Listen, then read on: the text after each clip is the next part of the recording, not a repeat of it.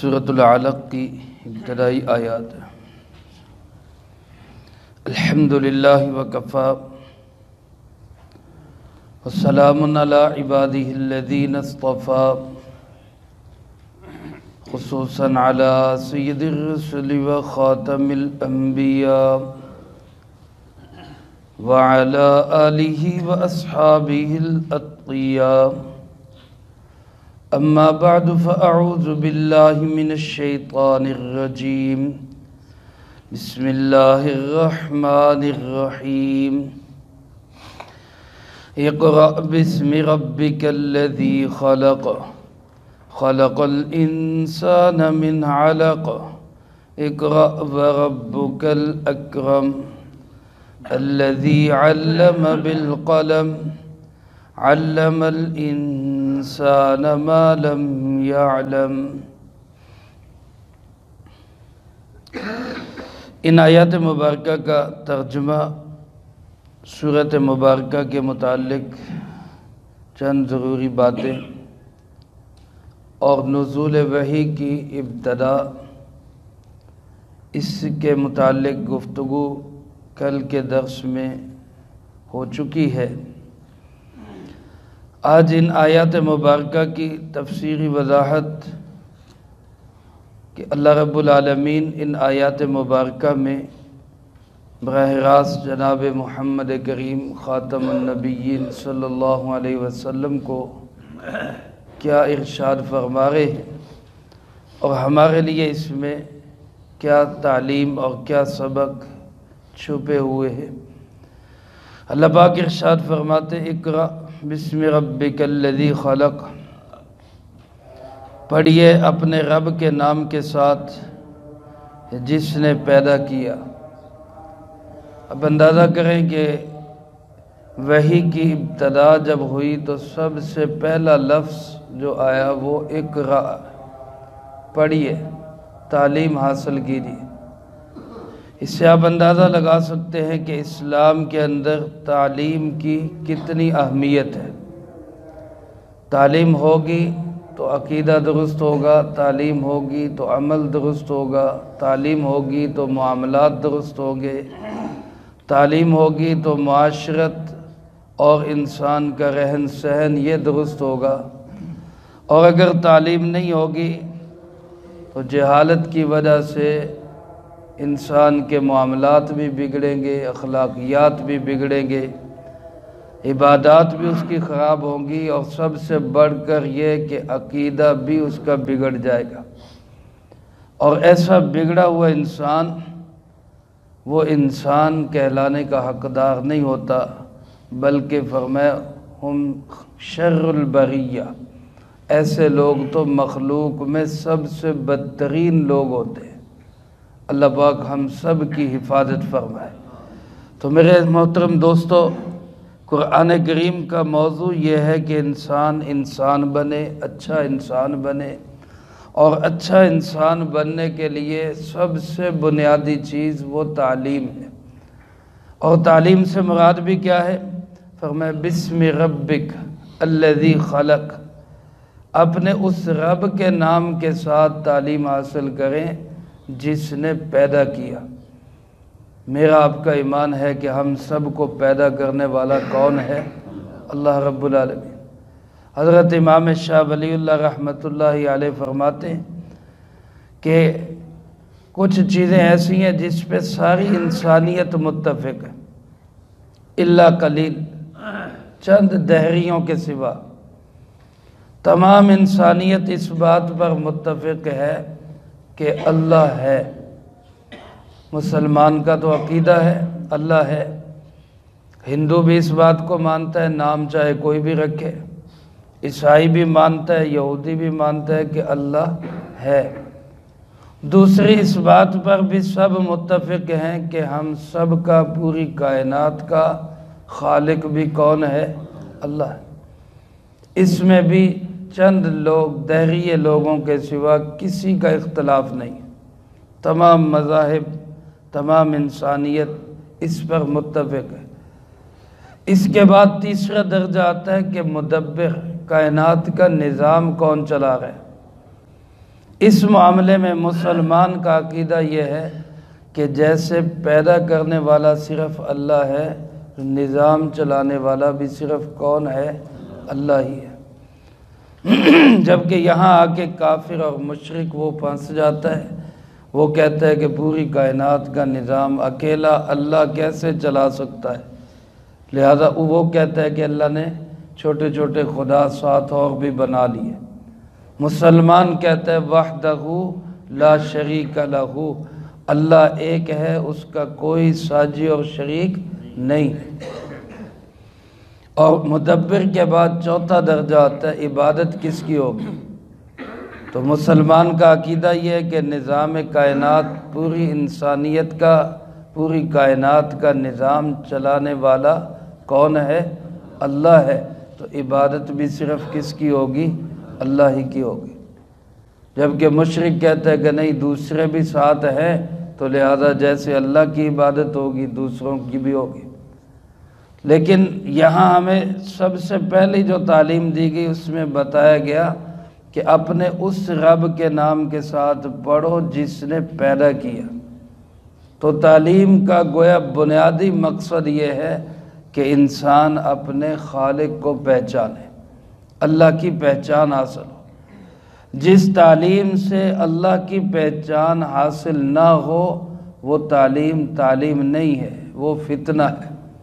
اللہ سے جو دور کرے تو وہ تعلیم بھی فتنہ۔ علامہ اقبال رحمۃ اللہ علیہ فرماتے ہیں اللہ سے جو دور کرے وہ تعلیم بھی فتنہ۔ اب انسان ٹیکنالوجی میں، سائنس میں، چیزوں کے بنانے میں آگے سے آگے بڑھتا جا رہا ہے، لیکن اللہ سے اگر دور ہوتا جا رہا ہے تو آپ اس کو علم نہیں کہہ سکتے، اس کو جہالت کہہ سکتے ہیں، نادانی کہہ سکتے ہیں۔ جیسے ایک بندے کو یہ پتہ نہیں کہ ہوائی جہاز کس کو کہتے ہیں، ایک بندے کو یہ پتہ نہیں ہوائی جہاز کس کو کہتے ہیں، تو اس کو ہم کیا کہیں گے کہ یہ جاہل ہے، اس کو یہی نہیں پتہ ہوائی جہاز کس کو کہتے ہیں۔ لیکن ایک بندہ سائیکل کو ہوائی جہاز سمجھ رہا ہے تو اس کو کیا کہیں گے کہ یہ زیادہ پڑھ گیا، اس نے زیادہ تعلیم حاصل کر لی ہے، وہ جاہل ہے، یہ اس سے بڑا جاہل ہے کہ یہ سائیکل کو جہاز سمجھ رہا ہے۔ اگر ایک انسان حقائق سے دور ہوتا جا رہا ہے، اشیاء سے دور ہوتا جا رہا ہے، اشیاء کو بنانے والے رب سے دور ہوتا جا رہا ہے تو یہ تعلیم نہیں، یہ جہالت ہے۔ اس لیے سب سے پہلی تعلیم یہ ہے کہ اپنے خالق و مالک اور اپنے رب کو پہچانو۔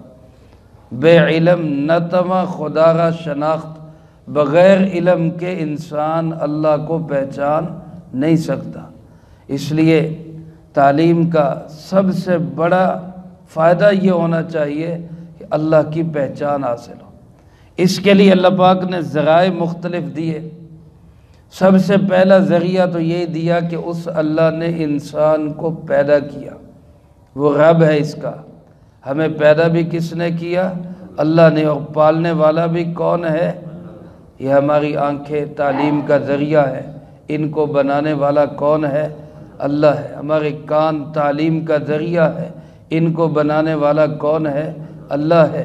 اور ہمارا دل، دماغ، عقل، شعور، یہ تعلیم کا ذریعہ ہے، یہ بنانے والا کون ہے؟ اللہ ہے۔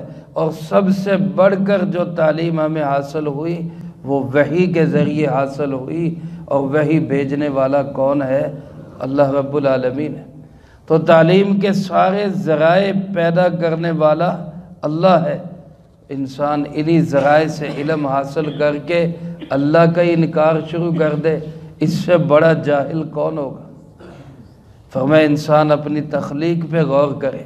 خلق الانسان من علق، اللہ پاک نے انسان کو پیدا کیا ایک جمے ہوئے خون سے۔ علق کہتے خون کے لوتھڑے کو۔ انسان کی تخلیق کا یہ دوسرا مرحلہ کہ جب انسان شکم مادر میں قطرہ آب سے آگے خون کا لوتھڑا بنتا ہے، اس وقت نہ کوئی شکل، نہ کوئی صورت، نہ کوئی آنکھیں، نہ کوئی دل، نہ کوئی دماغ، نہ کوئی اندر کے جسم کا حصہ، کچھ بھی نہیں۔ ایک خون کے لوتھڑے کو ایک خوبصورت اور جیتا جاگتا انسان بنانے والا کون ہے؟ اللہ رب العالمین۔ تعلیم سب سے بڑی یہ ہے کہ انسان اپنے اس رب کو پہچان۔ دوبارہ پھر فرمایا اقرأ وربک الاکرم، آپ پڑھیے اور آپ کا پروردگار بڑے ہی کرم نواز ہے، بڑی ہی کریم ذات ہے۔ علماء فرماتے ہیں کہ یا تو یہ دوسرا اقرأ پہلے کی تاکید کے لیے کہ تعلیم حاصل کرو، بس علم حاصل کرو، بس آپ کا کام یہی ہے، گود سے گور تک بندہ تعلیم حاصل کرے۔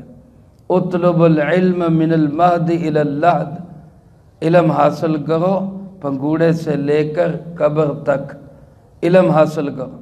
یہ محاورہ ہے، حدیث نہیں ہے، بعض لوگ اس کو حدیث سمجھتے ہیں، عربی کا محاورہ ہے۔ علم ماں کی گود سے لے کر قبر کی گود تک ہر وقت انسان کیا ہے؟ طالب علم ہے۔ علم حاصل کرو، آگے سے آگے بڑھو، کیونکہ تمہارا رب بڑی عزتوں والا ہے، بڑا ہی کریم رب ہے۔ اور بعض علماء فرماتے ہیں کہ اقرا پہلا جو ہے وہ تعلیم کے لیے ہے، اور دوسرا اقرا تبلیغ کے لیے، کہ خود بھی تعلیم حاصل کریں اور آگے آپ دوسروں تک بھی پہنچائیں۔ اللہ پاک نے اس کے بعد تعلیم کا ایک بہت بڑا ذریعہ بیان کیا، فرمایا الذی علم بالقلم، اللہ وہ ذات ہے جس نے قلم سے تعلیم دی۔ قلم اللہ رب العالمین کی خاص نعمت ہے۔ علماء نے لکھا ہے قلمیں 3 قسم کی ہیں۔ ایک وہ قلم ہے جس کو اللہ رب العالمین نے خود اپنے ہاتھ سے پیدا کیا۔ مفسرین کرام رحمہم اللہ فرماتے ہیں 4 چیزیں ایسی ہیں جن کو اللہ پاک نے اپنے ہاتھ مبارک سے پیدا کیا، باقی چیزوں کے متعلق فرمایا بن جاؤ، وہ بن گئی۔ 4 چیزوں کو اپنے ہاتھ سے بنایا، ان میں پہلی چیز قلم ہے، قلم تقدیر، اس کو پیدا کیا اور سب سے پہلے فرمایا کہ یہ بات لکھ دو کہ میری رحمت ہمیشہ میرے غصے پہ غالب رہے گی، یہ بات لکھ دو۔ پھر سب سے پہلے یہ قلم سے یہ بات لکھوائی گئی، ان رحمتی غلبت علی غضبی، میری رحمت ہمیشہ میرے غصے پہ حاوی رہے گی۔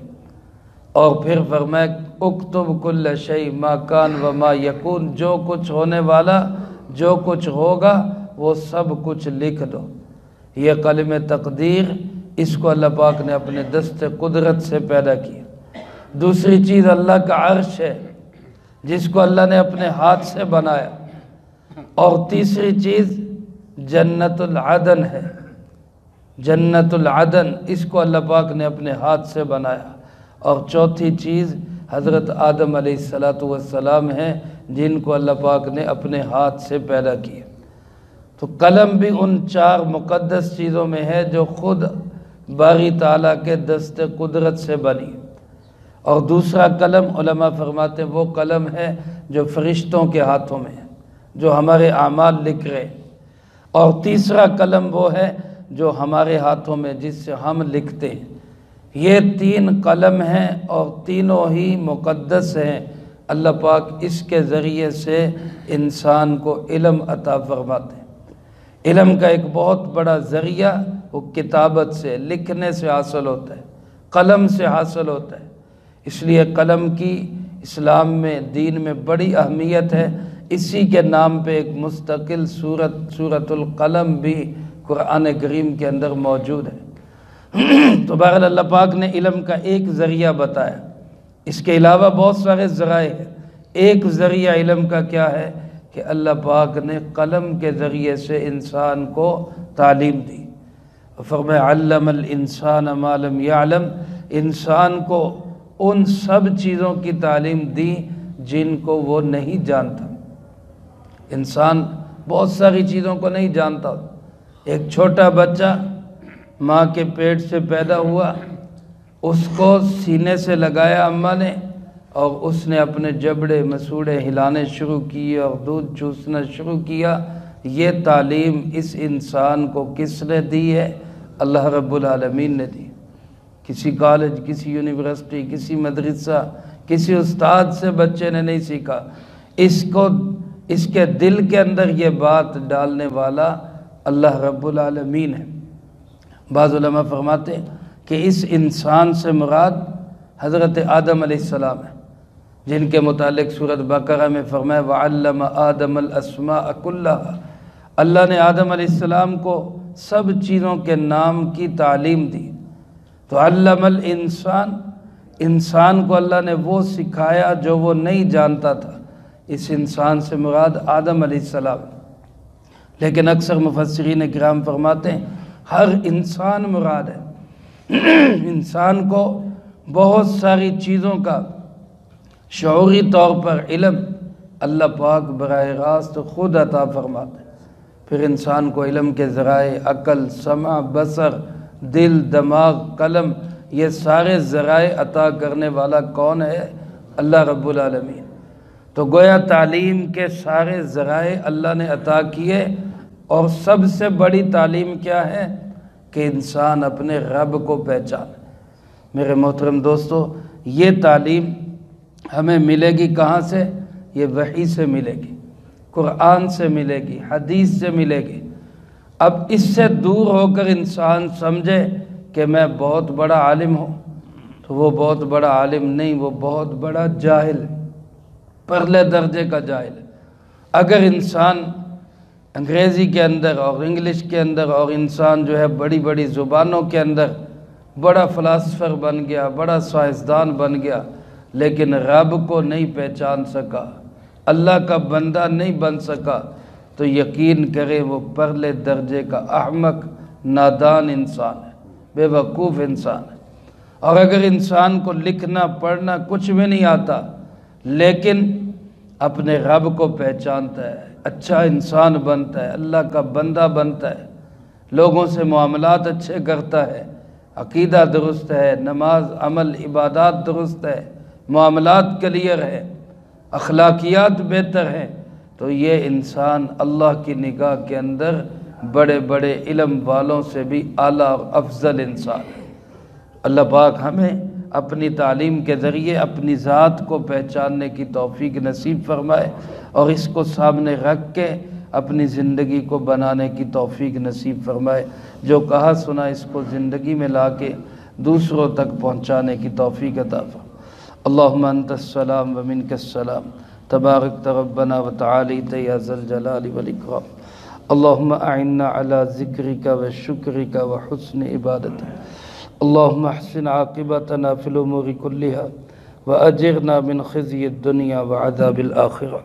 اللہم باقیتا کباقیت الولید، اللہم استر عوراتنا وآمن روعاتنا۔ اللہم انا نجعلک فی نحورہم ونعوذ بک من شرورہم۔ اللہم اکفنا بحلالک عن حرامک واغننا بفضلک عمن سواک۔ اللہم اکفنا کل مہم من حیث شئت ومن این شئت۔ رب اغفر وارحم وانت خیر الراحمین۔ رب ارحمہما کما ربیانی صغیرا۔ اے مولا کریم، اس پورے ہفتے میں جتنا درس قرآن ہوا، ان طلبہ عزیز طالبات نے جو پڑھائی کی، اس سب کو اپنی بارگاہ میں قبول فرما۔ اللہ اس کا پورا اجر و ثواب ہمارے پیارے آقا جناب محمد کریم خاتم النبیین صلی اللہ علیہ وسلم کو پہنچا۔ آپ علیہ السلام کو ہم سب کی طرف سے بہترین جزائے خیر نصیب فرما۔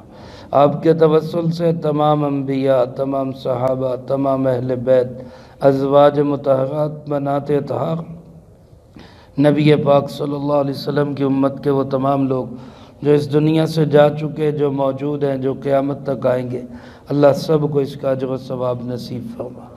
بالخصوص حاضرین مجلس میں سے جس کے جو عزیز و قارب رشتہ دار، دوست، احباب، اساتذہ، مشائخ، والدین اس دنیا سے جا چکے، اللہ ان سب کو اس کا اجر و ثواب نصیب فرما۔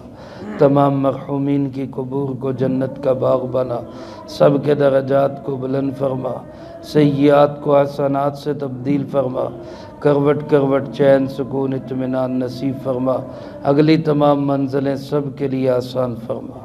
اے مولا کریم، یا اللہ پاک، جتنے میرے بھائی بزرگ بچے تشریف فرما، جس کے دل میں جو حاجت، جو تمنا، جو آرزو اللہ اپنے پاک کلام کی برکت سے سب کی جائز نیک تمناؤں کو پورا